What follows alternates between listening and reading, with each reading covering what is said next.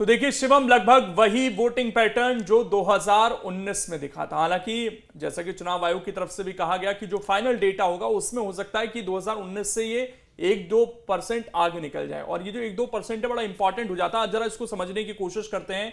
इस वक्त वरिष्ठ पत्रकार चैतन्य भट्ट जी हमारे साथ जुड़ गए हैं। अमित चौरसिया हैं, प्रवक्ता हैं कांग्रेस के, आप दोनों का बहुत बहुत स्वागत है। संदीप भी हमारे साथ जुड़ गए हैं, और बीजेपी की प्रवक्ता थोड़ी देर में नेहा बग्गा जी भी हमें ज्वाइन कर लेंगी।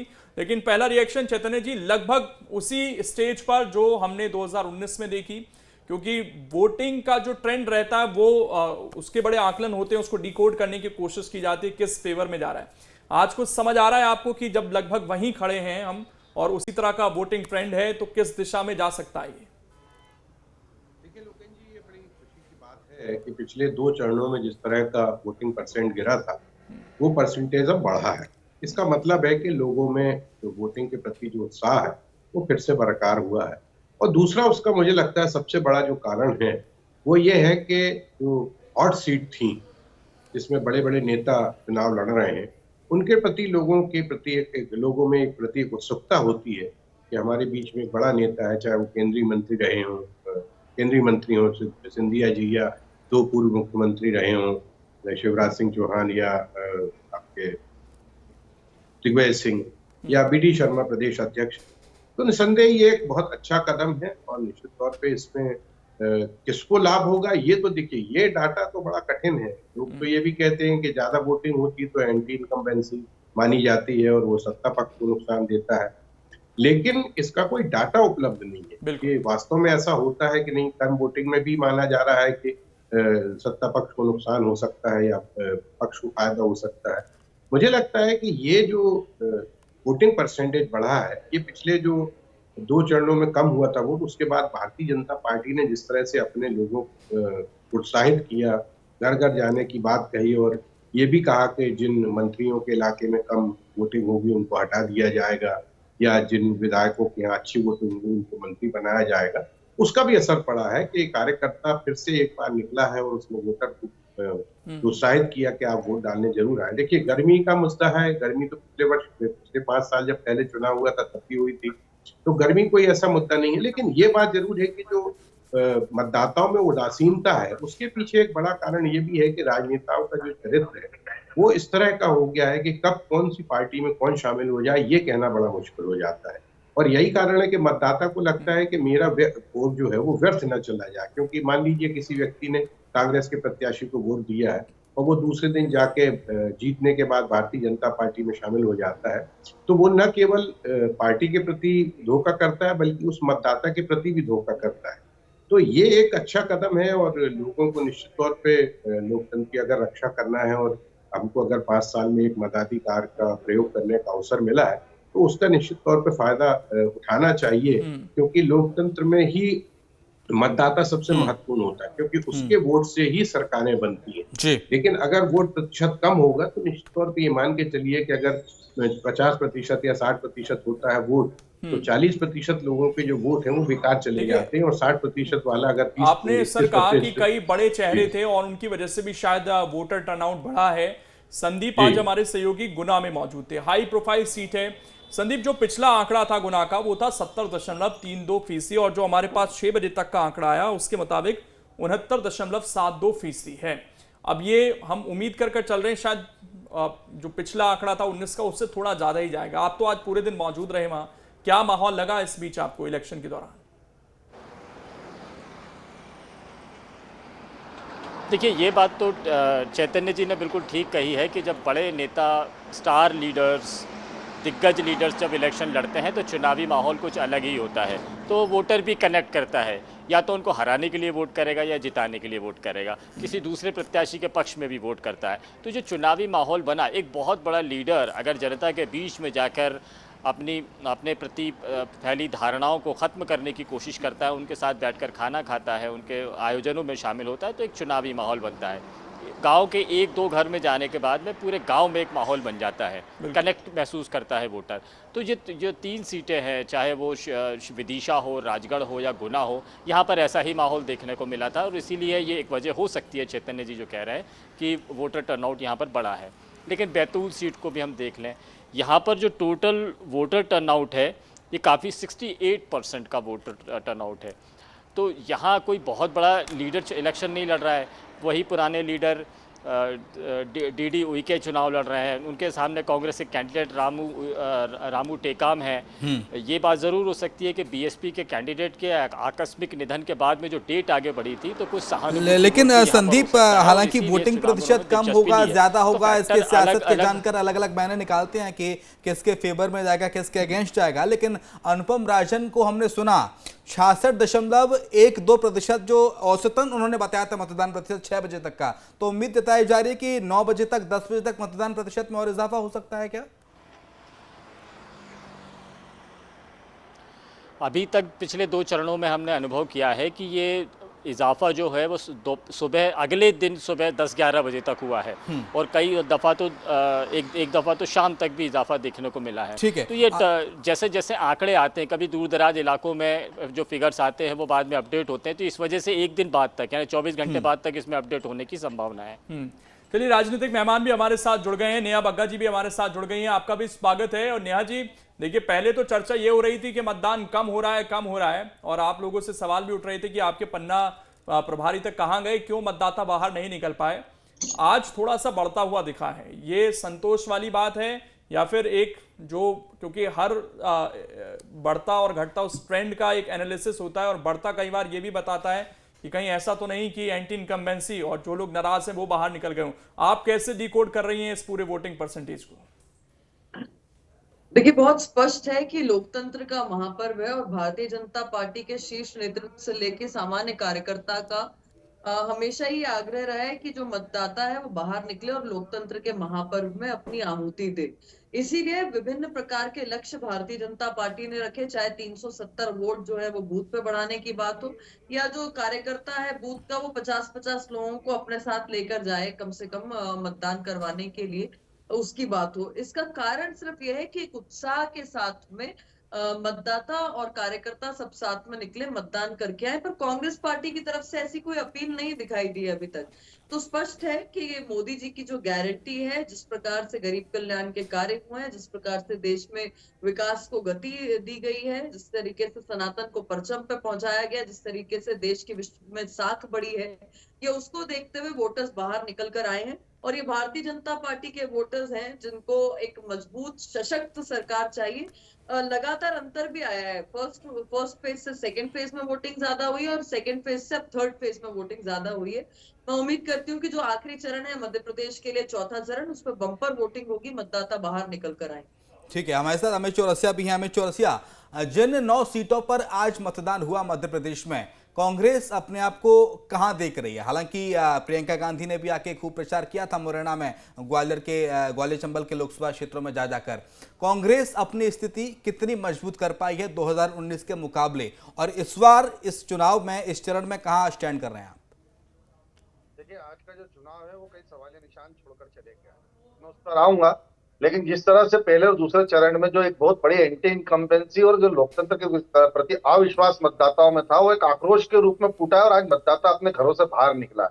जिस तरह से भारतीय जनता पार्टी के नेताओं पर आज तो हद हो गई, राजस्थान की उप मुख्यमंत्री दिव्या सिंह का बयान आ गया कि हम संविधान बदलेंगे और संशोधन करेंगे, आरक्षण छीनेंगे। तो ये जो चीज है, ये देखिए आप, 3 आदिवासी सीटों पर बंपर, बैतूल की बात कर लिए, बंपर मतदान हुआ, सागर में दलित आदिवासियों का बंपर मतदान हुआ है, राजगढ़ के अंदर देखिए सीटों पर बंपर मतदान हुआ।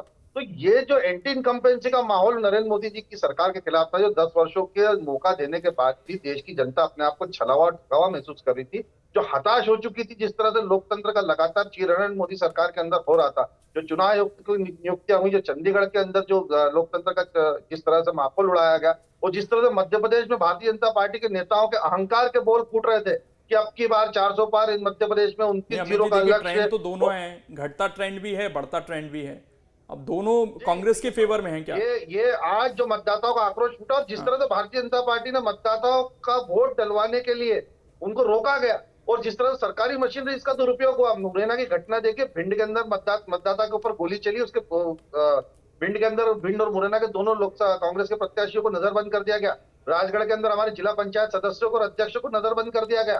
तो ये राधौगढ़ के अंदर की घटना बता रहा हूं मैं आपको।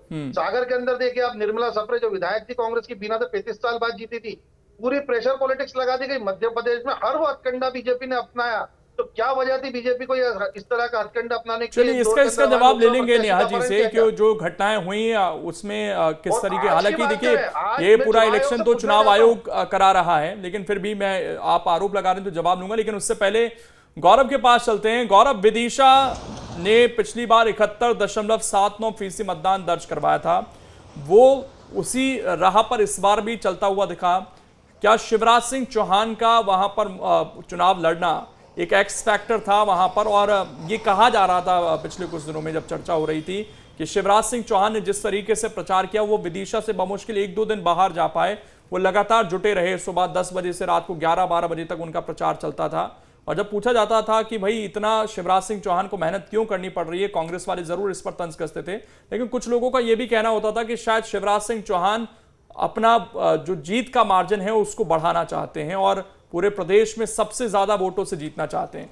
उस तरह की कोई चीज दिखी और जो पूरा शिवराज सिंह चौहान का वहां मौजूद रहना, उससे चुनाव पर क्या असर पड़ा?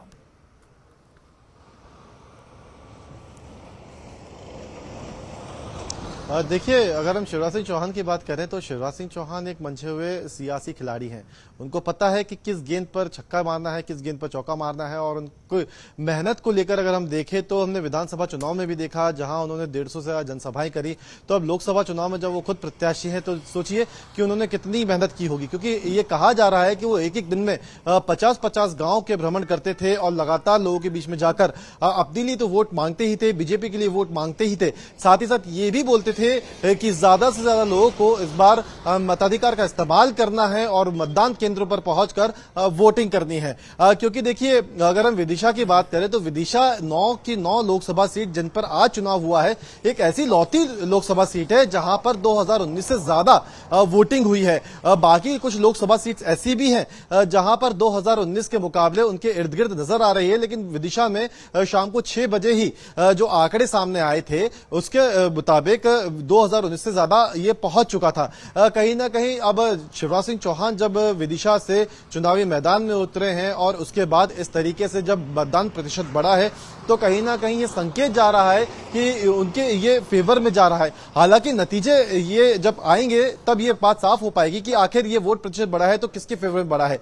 लेकिन कहीं ना कहीं आज जो तीसरे चरण के चुनाव मध्य प्रदेश में हुए हैं, 9 लोकसभा सीटों पर जो आंकड़े निकल कर आए हैं, एक तरीके से कहा जा सकता है कि लोकसभा चुनाव के चलते ये एक सकारात्मक मतदान प्रतिशत है, क्योंकि 2019 के मुकाबले या 2014 के मुकाबले हम देखें तो ये काफी बेहतर है। क्योंकि 2019 में तो एक लहर हमने देखी थी, और इस बार अगर आपने जैसा कि कहा कि मतदान इस बार के चुनाव में लड़ाई न केवल जीत को लेकर थी, बल्कि लड़ाई इस बात को लेकर थी कि कौन नेता कितने मार्जिन से जीतता है। क्योंकि मध्य प्रदेश में यह कहा जा रहा था कि पूर्व मुख्यमंत्री शिवराज सिंह चौहान जब विदिशा से चुनाव लड़ रहे हैं तो उनका जीतने का जो मार्जिन रहेगा वो सबसे ज्यादा रहेगा। हालांकि सबसे ज्यादा होता है या नहीं, इस कंपटीशन में मध्य प्रदेश में काफी सारी एक बार नेहा बग्गा जी से समझ लेते हैं, क्योंकि विदिशा से शिवराज सिंह चौहान थोड़ी देर पहले हमें चौरसिया ने तमाम सारे आरोप लगाए थे, और जो बढ़ता वोटिंग प्रतिशत है राजगढ़ का, गुना का, विदिशा का, कहा था कि ये कांग्रेस पार्टी के पक्ष में जा रहा है क्योंकि एंटी इनकम्बेंसी है। नेहा बग्गा क्या कहेंगी? देखिए, ये मीठा मीठा गपगप और कड़वा कड़वा थूथू नहीं हो सकता, क्योंकि कांग्रेस को जब जब हार लगती है तो कभी ईवीएम पर ठीक रहा, कभी अधिकारियों पर ठीक रहा, कभी पूरे सिस्टम पर ठीक रहा, कभी वो बढ़ता हुआ वोटिंग परसेंटेज इन्हें अपने लिए फायदेमंद दिखता है, और कभी एंटी इनकम्बेंसी दिखती है और चेंज की लहर दिखाई देने लग जाती है। तो ये अपने अनुसार जो कांग्रेस आकलन करती है, ये कई बार देखा गया, और विधानसभा चुनाव में भी हमने कई बार चर्चा की है, कांग्रेस इसी प्रकार से ओवर कॉन्फिडेंट हो रही थी, पर जनता ने भारतीय जनता पार्टी के पक्ष में वोट देकर विजयी बनाया है। और इस बार भी मिशन 29 के तहत भारतीय जनता पार्टी चली है, ये पूरी सीटें भारतीय जनता पार्टी हासिल कर रही है। आप यकीन मानिएगा, मैं 13-14 लोकसभा सीटों में होकर आई हूँ, फर्स्ट सेकंड थर्ड फेजेस की। कांग्रेस के प्रत्याशियों का नाम भी कई लोगों को नहीं पता था। कांग्रेस के प्रत्याशी कहाँ है ये भी ढूंढना बहुत मुश्किल था। कई जानने वाले कांग्रेस के जो कार्यकर्ता है, नेता है, वो स्वयं वोट डालने नहीं निकले। इस प्रकार की हताशा है। ये स्पष्ट दिखा रहा है कि लोकतंत्र में जो कांग्रेस का, जो विपक्षी दल का जिस प्रकार से जिम्मेदारी होनी चाहिए, कांग्रेस ने उसको नहीं निभाया है।